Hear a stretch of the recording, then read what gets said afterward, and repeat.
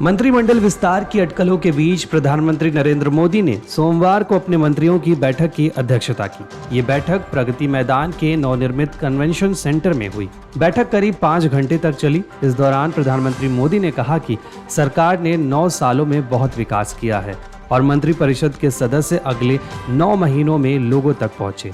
साथ ही पीएम मोदी ने मंत्रियों से कहा कि चुनावी साल है, इसको देखते हुए आप सब जमकर मेहनत करें। केवल आगामी लोकसभा चुनाव को ना देखें बल्कि 2047 की तरफ देखते हुए काम करें।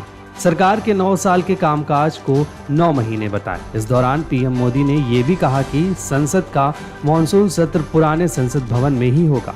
सूत्रों के मुताबिक बैठक में 2024 के आगामी लोकसभा चुनाव के लिए पार्टी की रणनीति पर चर्चा की गई। इस साल केंद्रीय मंत्रिपरिषद की ये दूसरी बैठक है। प्रधानमंत्री मोदी ने ऐसी ही एक बैठक जनवरी में आम बजट पेश होने से पहले की थी। इसी के साथ अब सरकार सहित संगठन में फेरबदल की अटकलें तेज हो गई हैं।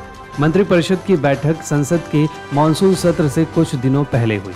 मानसून सत्र जुलाई के तीसरे सप्ताह से शुरू होगा। महाराष्ट्र के ताजा सियासी घटनाक्रम और कैबिनेट की बैठक के बाद मंत्रिपरिषद में फेरबदल की अटकलें तेज हो गई हैं। इससे पहले प्रधानमंत्री मोदी ने 2021 में आखिरी बार अपनी मंत्रिपरिषद में फेरबदल और विस्तार किया था। इसके बाद उन्होंने कुछ एक मौकों पर कुछ मंत्रियों के विभागों में बदलाव किया था। 2021 के मंत्रिपरिषद फेरबदल और विस्तार में मोदी ने 36 नए चेहरों को जगह दी थी, जबकि 12 तत्कालीन मंत्रियों की पद से छुट्टी कर दी थी। सूत्रों की माने तो आगामी चुनावों के मद्देनजर इस बार के मंत्रिपरिषद विस्तार में कुछ कैबिनेट मंत्रियों को संगठन में जगह दी जा सकती है। इसके साथ ही संगठन के कुछ प्रमुख चेहरों को सरकार में शामिल किया जा सकता है। इस सिलसिले में भाजपा में कई दौर की बैठक भी हुई। इन बैठकों में केंद्रीय गृह मंत्री अमित शाह, भाजपा अध्यक्ष जेपी नड्डा और भाजपा के संगठन महामंत्री बीएल संतोष शामिल रहे हैं। तीनों नेताओं ने 28 जून को प्रधानमंत्री मोदी से मुलाकात की थी।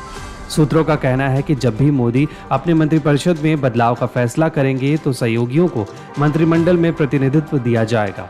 20 जुलाई से शुरू होने वाले संसद के मानसून सत्र से पहले इस तरह की कवायद हो सकती है।